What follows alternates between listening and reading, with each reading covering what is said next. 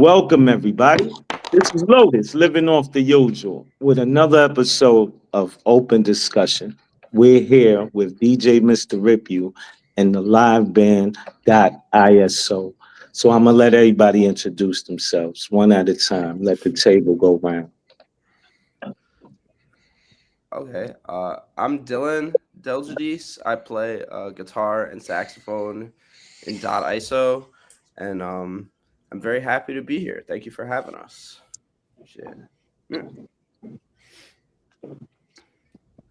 I'm Vivek. I play violin in .iso, sometimes baritone violin.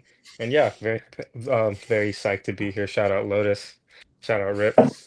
Yeah. I'm Orchid. I'm drums and percussion in .iso. Also very excited to be here. Thanks for having us. Thank you, thank you.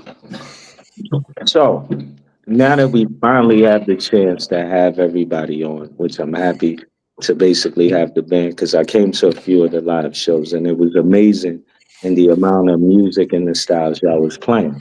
But I want to give people a little more introduction to everybody and how y'all play. So one at a time, I would like you to tell me a little bit about yourself and the influences you have it from your music or the influences of people that influence your music as you play. What do y'all want to take that? Well, I feel like for me, the coolest part about playing with like .iso has sort of been like uh playing off the different styles that you guys have like put me onto.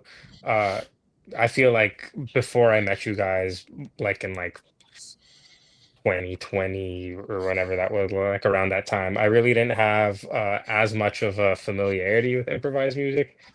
And so you guys put me onto a lot of like cool shit that I feel like influenced how I play. And then like outside of that, my classical violin training kind of comes through in my influences, I guess.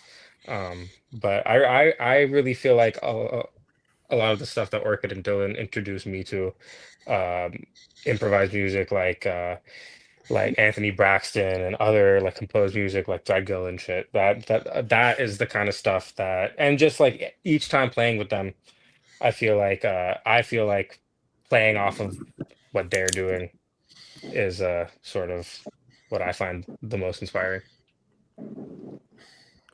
I would just say like a little about our approach is like most of our music is improvised a lot of the time. Like last night we did a set where we didn't really plan out anything as far as like written music or anything like that, but we played together and rehearsed together for a long time, for like a few years now. So we gained a sort of language and like familiarity with each other's styles that we're able to sort of just pull out, when we have to now. But we do have a lot of influences also.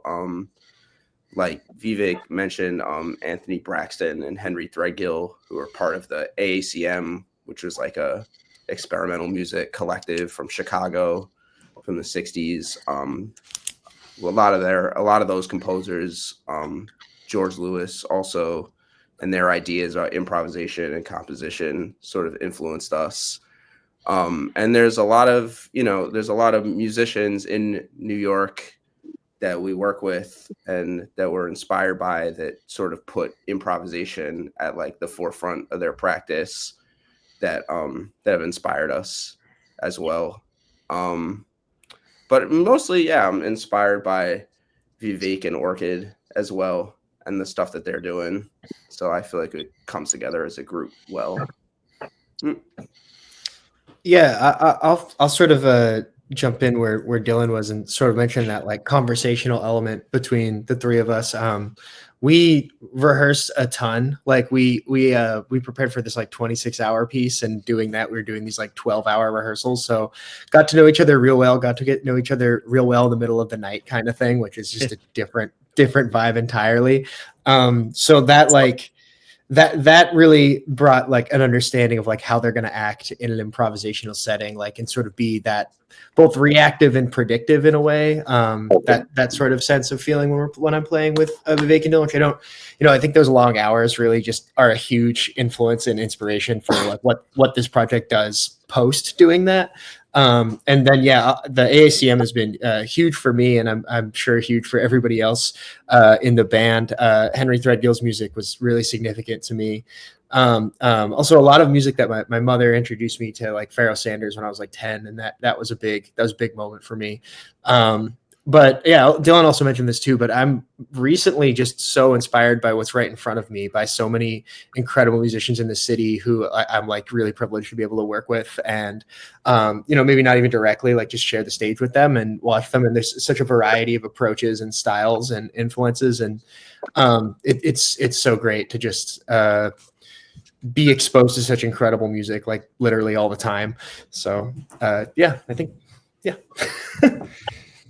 Yeah, that's great. I wanted now. Here's a real good question. What was the first piece that inspired y'all all to get together and play, or what was the inspiration that brought the whole group together? One at Yeah, a time. That's a good question. that's a good question. Well, I lived with Vivek in 2021, right? 2022. Yeah. Mhm. For like 3 years in there. Yeah. Yeah, and Vivek introduced me to Orchid. I remember our first rehearsal actually we used to play at Astoria Soundworks. That's right. And it was Right. in 2021 when it was kind of still coming out of the quarantine and stuff like that. There wasn't a lot of gigs to be had. So we would just rehearse for like hours and hours for like the entire year, basically, and that was really just kind of what inspired us. I mean, we had like some of the mutual influences that we talked about already, but like a lot of those long rehearsals really came up with the sound and the style of it. Yeah. I actually remember also when me and Dylan were living together, like before I think there was one time when like Dylan, because we used to play together in the apartment, and Dylan was talking about how like we needed to find a really like sick drummer to play with, and I was like, my friend Orchid plays drums, and I think at the time, I don't know if this was maybe me and like Orchid had just started playing together like at the time, or we had like been playing together for like a little bit. But I remember Mhm. those like early first rehearsals really helped us like sort of lock in on the sound and like develop. Maybe it took a little bit of time to find our footing, but you're just like trying like different things and like making the instrumentation work, because like the trio being like violin, guitar, and drums, or like violin, sax, and drums. It's a little bit non-traditional, so we had to sort of take some time to like find the right way to bring everything across. Yeah, and those early rehearsals at Astoria Soundworks were really long. We do like 6 hours because they had this weird booking thing. We'd have to book like a really long time. And there was actually a fourth member of .ISO when we first started, our good friend Drew, which is how I met Vivek, was through Drew, because they were childhood friends and I was Drew's college roommate. So it was like this just web of connections that brought us together. And I think when we first started, it was like it was so much just like, all right, we're just gonna play. Like we do stuff like we'd shut the lights off and just play for like 2 hours straight and all kinds of things like that.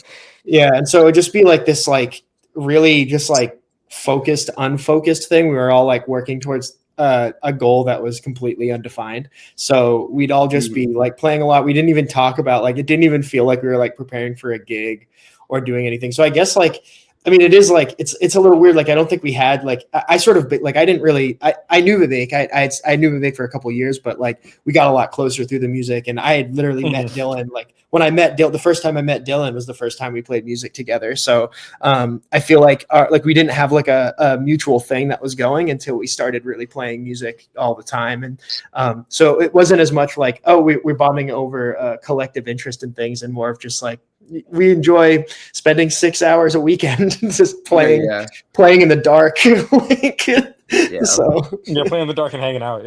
And hanging out. Yeah, and that was like, yeah, go ahead. No, go ahead. Oh yeah, that was an exciting time too, because that was like me and Vivek were living together. We really had the studio open in the apartment. That's when I met you and Rip around that time also. So that was just like a really, really exciting musical time for me. Yeah, we make a lot of music that time. Yeah. Yeah, and I'm pretty sure Drew came up with the name .iso. It was a vague thing. We went to go see Henry Threadgill's The Other One at Roulette, and we were sitting there and we were like, what are we going to call our band? Like, what are we going to call it? And we're like running through things, and .iso is actually it's the file for when you like have PlayStation 2 games on your computer. It's a .iso file, and Drew was so into emulation at the time, so it just came around that like I think we said it was ISO, and then somebody was like, what if it's dot, but it's like just the dot, and then we are like, no, we're going to spell it out, and it was like a whole like it was a very as this band always is, we'll just be like talking and about something completely unrelated, and then circuitously like get to a new idea, and then just follow that path like really aggressively. Yeah. That tends to be how it goes. That's a good point. So, like we'll just sit around like chilling, smoking, and just be like, oh, let's just play music for 26 hours straight. And then we did it. Yeah. You know, we figured out a way to do it. So I'm pretty proud of that. We were able to make our like crazy ideas actually happen. Yeah, what's up? I love it. My question, is there usually a lead of the vibe, of setting the vibe? Like, does it start off with you with the drums, or you with the bass, or with the violin? Who usually takes like the rhythm mode and then everybody plays into it? Or is it that you wait to get a certain riff to, merge in? Is that a better way of putting it? Yeah, that's a good question. That's a really good question. I really think that it's so collective that it's just like those hours and hours of rehearsal. It's sort of like there is no leader, but then at times like we give each other space, and it's like it's like a conversation. It's like it's a very conversational way of playing. It's like a social experience, and like nobody's really at the front, but people take their chances. Maybe sometimes different people are at the front at like different times. But the conversational element is like the main.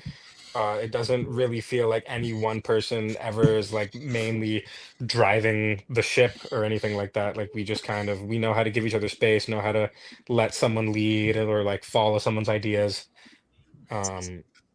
Maybe there are like some times when we'll be like, okay, maybe what if like for this specific one we're on stage, like what if this time like Dylan and like Orchid start this one, or like but that's still, that doesn't mean that person is then the leader for like the whole thing. It's still the conversational thing still comes in.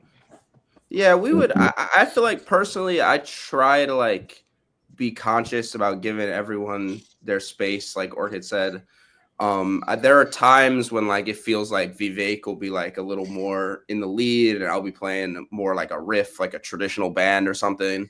But then we also flip those roles a lot of the time, where like Vivek will be, strumming something on the violin, and like one of us will have a little more room to like solo or something like that. But we practice kind of like giving people their space. A lot of the earlier gigs we would do, we would sort of plan it out in the way of like, I'm just kind of making this up now, but like, Orchid would start with the bells, and then like we go into some sort of like metal riff, and then I like pick up the sax, and we do that. That's for our performances. We wouldn't necessarily rehearse that way all the time, but we would so talk that about way, it, we would talk about it. So that was the way to give everyone, to make sure everyone had, impactful moments. But now I feel like we kind of got very settled into that approach, so we don't have to do that so much anymore. But we do still do that at times. But yeah. What would you consider to describe the genre for people that never had the ISO experience? The genre. I don't know. I mean, I guess like improvised music is not really super descriptive, but it is accurate. Yeah, I feel like a lot of our music, it is accurate. We are improvising. I feel like a lot of our music is very influenced by like the free jazz movement from the 60s with people like Ornette Coleman and Cecil Taylor.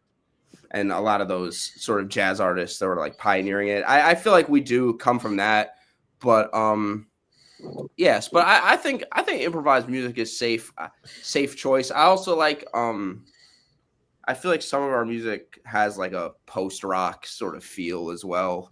Like I don't know. What do you think, Orchid?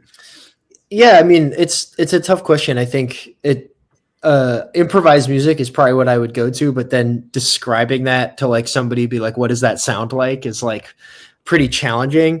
I think just with our just kind of strange instrumentation and like the way that we work is like, we have no bass player, so a lot of it sort of, it calls back to, as Dylan mentioned, like some of those like 60s free improv records. And then also later stuff like the AACM was really messing with strange instrumentation and things like that. Like Threadgill has that band, I think it's like 4 winds and 4 upright basses and stuff like that. So these kind of like idiosyncratic instrumentation choices, I guess, kind of guide our genre and like what the overall vibe is sometimes is kind of challenging. There's a band that like is kind of similar instrumentation where it's violin, bass, and drums. It's the Revolutionary Ensemble, which I don't think we've ever talked about collectively as a trio, but I feel like that is like not that far off from what we do in the Revolutionary Ensemble.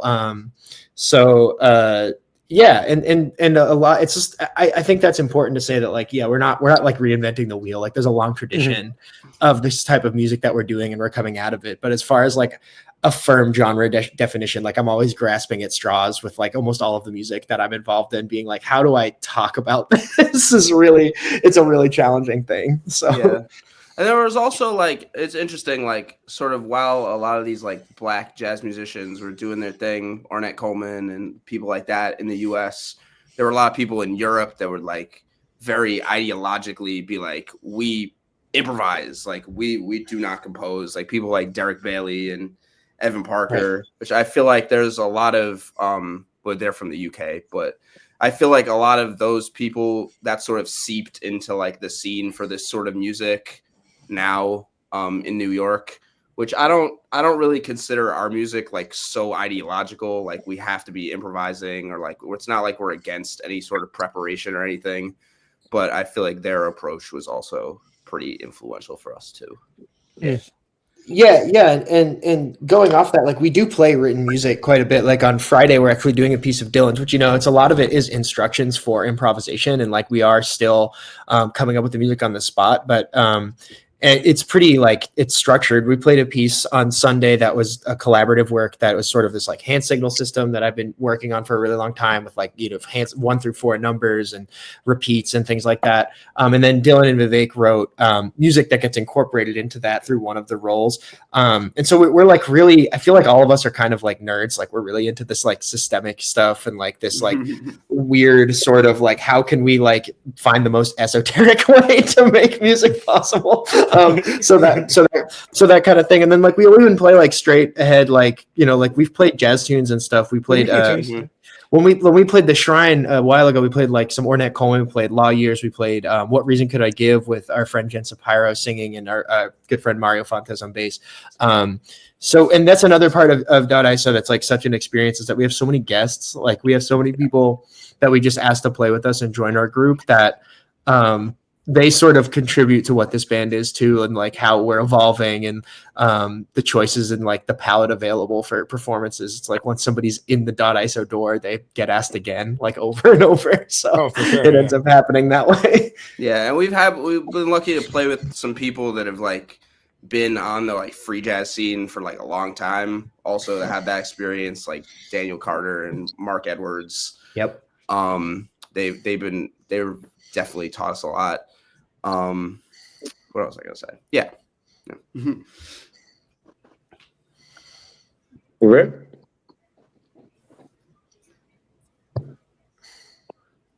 Got any questions, Rip?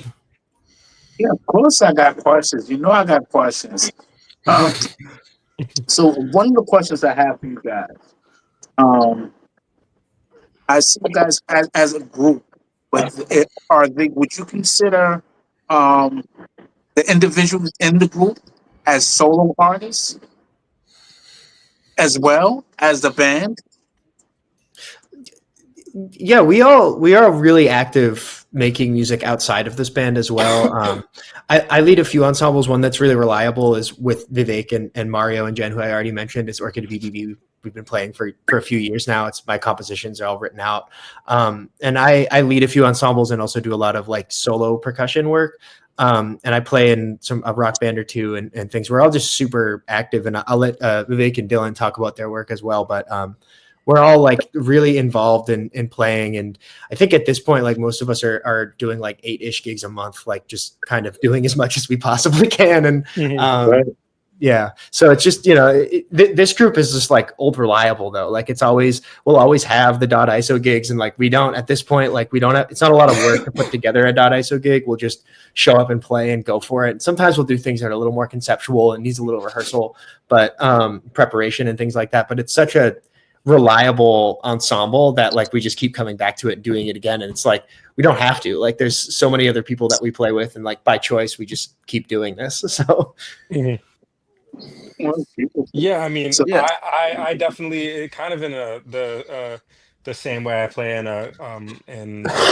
another group with like Orchid and like doing like solo sets and stuff. I kind of, I just love playing music, so I'm trying to play music with like as many different people as possible. But yeah, no, and like .iso is like very special, and I think it's cool that we can just like, I think all those long rehearsal hours like have like made it so we can just play the gig, and it's always just a good time. But yeah. Yeah, I also do a lot of like production stuff, as you know. Rip, I produced your album, Rip, Just Press Record, and LOTUS album, Connect the Bars. Sure. So check that out, and the Urban Garden record, which has y'all and a bunch of other MCs on it. So I'm still doing that. I also do other like jazz and improv gigs around the city. Me and Orchid and Mario have like a jazz trio who we've been playing at a Fiction in Williamsburg. If you want to check us out. And yeah, and I perform like on Broadway and like musical theater stuff as a job as well. So it's busy, it's pretty tough trying to make a living as a musician, but I feel lucky that I know people like y'all, and I can, really have so many different outlets. Like it's very, very fortunate. Yeah. So this is the second question I have for you guys. Mhm. Which is your preference? The rehearsal part of the music, the studio aspect, or the live performance? That's a good question too. it's a good question. I feel like I like the rehearsals. I feel like the rehearsals is really where the magic happens, because I feel like that's where our music came together. I feel like that's also where our sort of like sense of humor came together, and our friendship. And but we've done a few situations where we recorded in a studio, but we recorded an album like last year called I Read Too Many Things, which is out now, which where we did the thing I said earlier, where we sort of planned it out a little bit, where it'd be like, like for example, like our friend Daniel Carter was on it. It'd be like, Vivek and Daniel start this one, and then me and Orchid come in, and we'll go from there. But that was interesting, but it was also like kind of an extension of a live performance for us in a way, I don't know what I prefer. I think I would say the rehearsals. I like the rehearsals, but I like playing live too, but I don't always like the like business aspect of playing live. But I like doing it though. Yeah. Yeah, for me, I have a real aversion to studio recording. It's like it's not fully rational. Like I can't really give a reason why.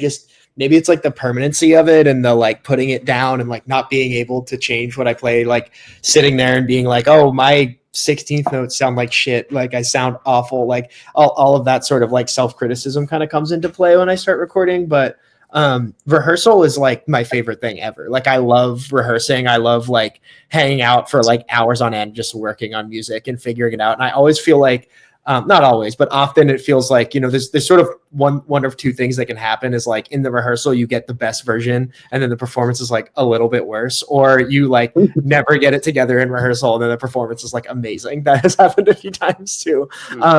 But I think I'm sort of torn. Like I love rehearsal, but I also really love performing. But as Dylan mentioned, like sometimes you play a gig and it's just not a good gig. And whether that's that you played, you weren't happy with your playing, or like something in the environment was like way too stressful, or like there was like some like the audience wasn't into it, or like all of these things that can sort of layer on. But I think those gigs are good too. Like I enjoy doing that.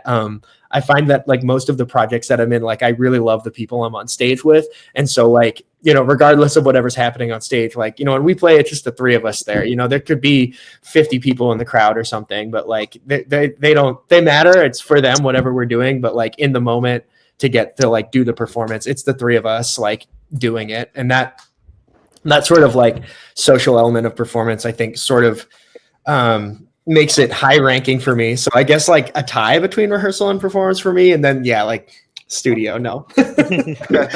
Studio, yeah, exactly. Vic? I think for me, they each kind of scratch a different itch, I would say. Like I feel, I mean, I really like rehearsing for the reasons that Orchid mentioned, just like like hanging out for mad long, like figuring out the thing in like rehearsal. And then like live performance for me has always been very cathartic, so like that's a special part of live performance.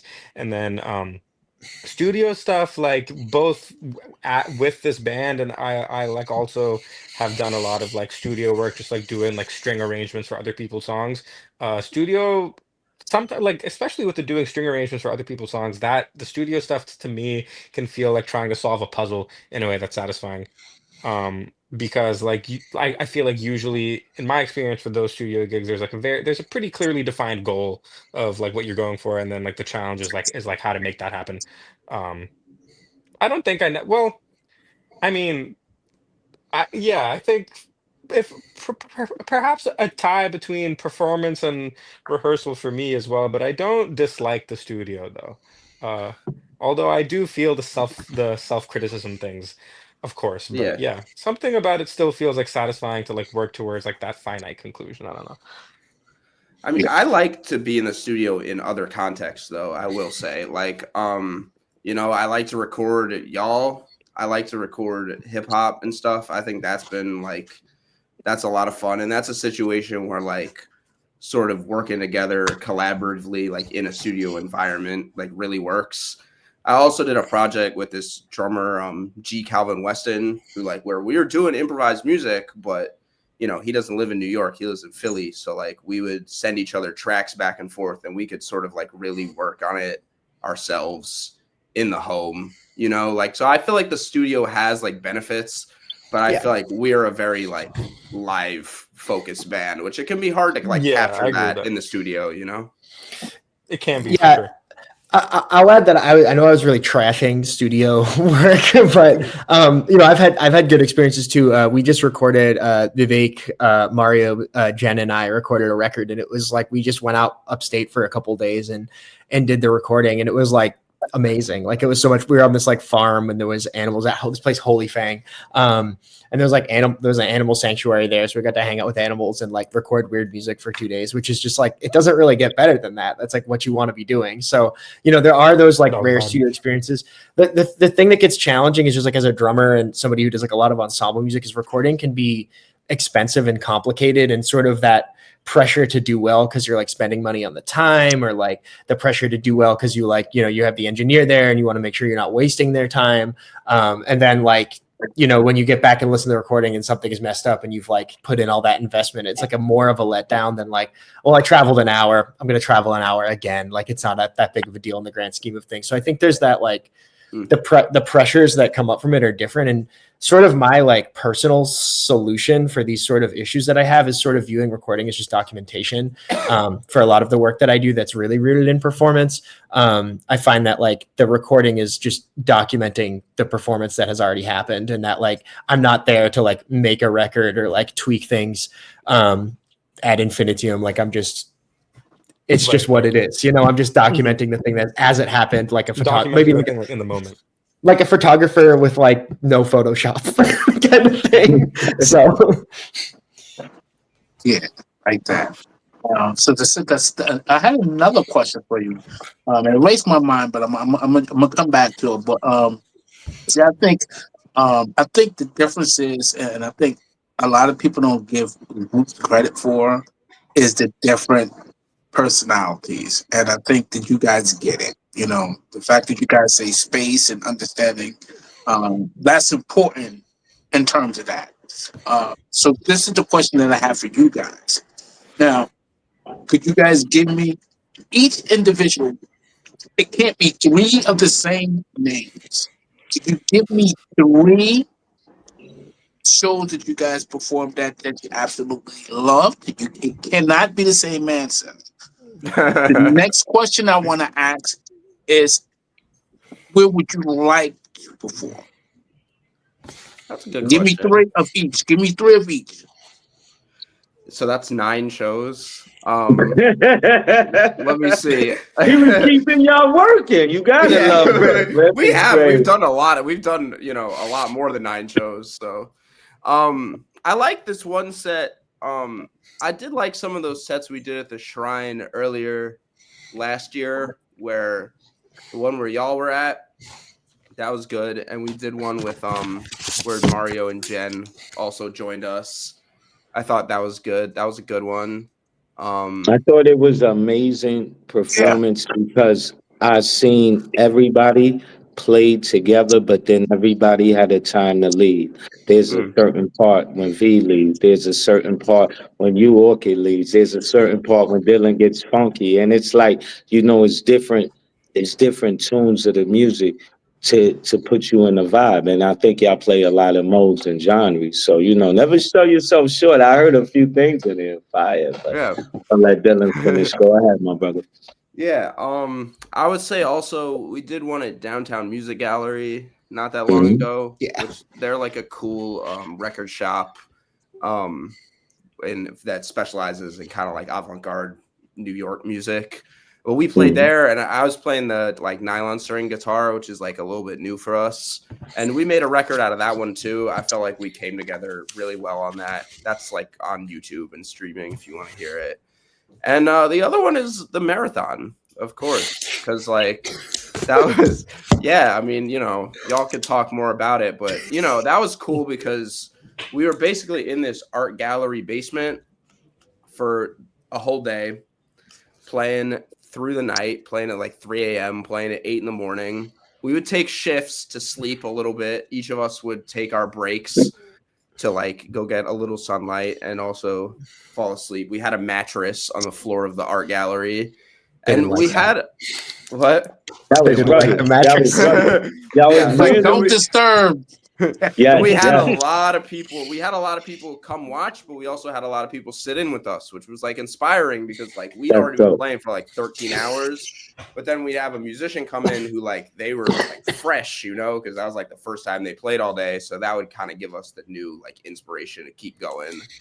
So, and that was like a really crazy experience I'll never forget. But yeah.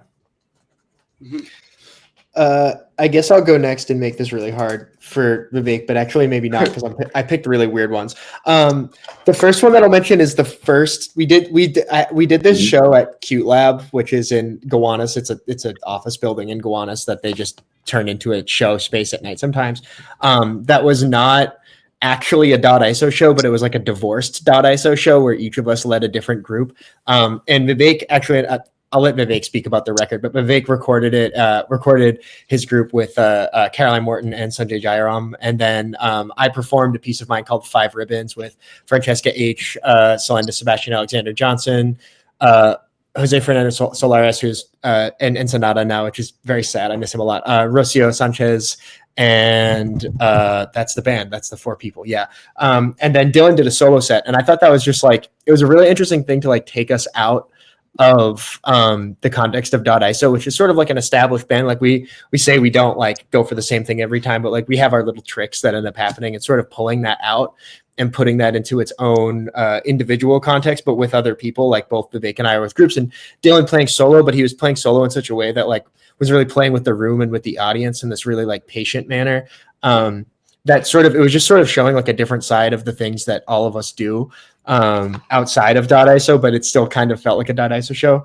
The second one that I'll mention, I know Vivek's not going to name because he was not there. It was the first .iso show ever, and it was myself and Dylan. We played a duo set at the Meat Locker in New Jersey, and I was like so stressed out about that show just because like it was our first show, like it was way out in Jersey, like I didn't have a good way back, and it was like a whole thing. But then we got there, and it was just great. Like it was just a great show, great hang. Everything went well. And like really got to like, that was like the first time Dylan and I had performed duo. And so I got a really firm sense of like his reactions live and things like that. And it was just so hot. And like, it was just, there's so many things I loved about that Meat Locker set, which I think is on YouTube somewhere. Yeah. And then the last one I was actually another, I'm just not naming any just straight up trio shows, sorry. But the last one was give them the information so they can actually look up some of this stuff and see more of the music, definitely. Yeah, and the last one was Vivek and I did a duo set at Wonderville. And then we did it again.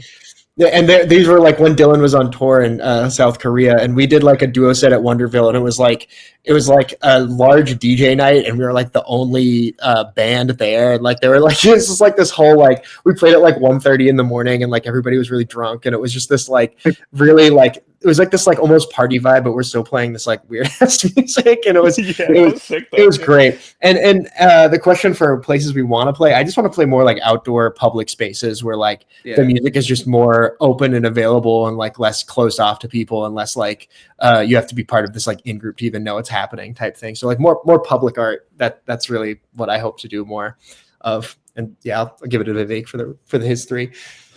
Word. Yeah, I mean those were all great shows. I think the first one that comes to mind is the Heart Bar set that we did around last year. Me and Dylan were watching it at his place the other day. I just thought that was a good set. I don't know. I just thought that shit was dope. Okay, another one. So the one that we did like at Keysmith before the marathon, the one that was like the marathon teaser. I thought that was actually with good friend Gabby Flukemogel also on violin. That was super awesome, and I also think it was just a good way to like test drive how it feels to play for a long time because we didn't play for 26 hours that time. It was a teaser. We played for like 3 hours or something like that. But it was kind of good to like test drive the stamina part of it in front of an audience. And then obviously we did the really long rehearsals, like to prepare for the 26-hour show that Dylan already talked about. And then the other set that comes to mind that I thought was really great was me and Dylan performed duo at Abyssinia in Philadelphia, which is also doubled as a great Ethiopian restaurant, and the food was crazy, and the room was packed. Which was great because we were coming from out of town, and that shit was awesome. And it kind of made me, because like me and Dylan also will sometimes play in the subway or like in parks for like tips and stuff, and like it kind of reminded me of us doing that because we had done that a couple times at that point. Yeah, those are the three shows that come to mind that haven't already been said by Orchid and Dylan. And then as far as places I want to play, I had a dream the other night that we played on a roof. I think that could be cool. On a roof somewhere. Yeah, can I add on to your comment about Abyssinia? That was awesome. Abyssinia, you said it because I was there. I had a knee injury, and my other band that I lead, that Vivek is in, Orchid BB, was playing. So I felt like I could only do one set with the knee injury, and so I was just like, you know what, guys, do it. And like I was so glad I didn't do it because they just like it was like incredible to watch them do that. And I knew they had that history of playing in the subway and playing at home that I wasn't really privy to. So it was like a completely different .iso, and like I was still in the room so I could watch it. It was a very special set, and I'm really glad that you mentioned that one. That was great. Yeah, shout out to my friend Bailey for helping organize that show too. Bailey also did an incredible performance at that set. It was Bailey made a swan out of a watermelon, and it was she carved a swan out of a watermelon. Phenomenal. Yeah, it was pretty cool. Yeah, we all had nice ass tasty watermelon after that. and really good Ethiopian food at that too. Yeah, and a lot of liquor. Yes, liquor. Indeed. That sounds like a jazz-filled night, a jazzy night. That's right.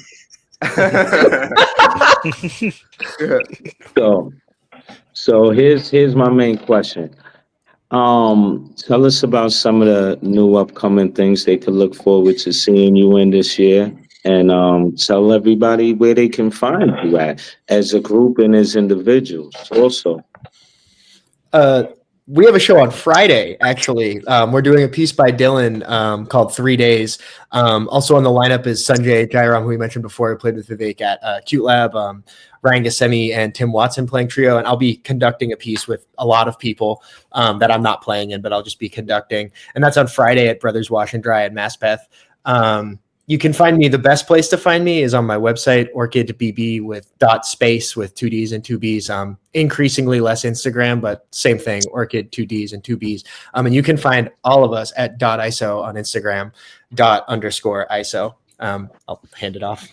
Yeah, and we have some videos on YouTube also of our music filmed by our friend Mark Edwards, who has like a great YouTube channel documenting the New York improvised music scene, and we have a few videos on his channel, and a few on our channel also, including the entire 26-hour marathon. So if you want to skim through that, you can. I would say, you can find me at Dylan DelG Music. And we have an album. I Read Too Many Things. Two albums. We have 2 albums, but I Read Too Many Things is in the studio. That has our friends Daniel Carter, Jen Sapiro, Nate from Floral, and Ayumi Ishito play on that also.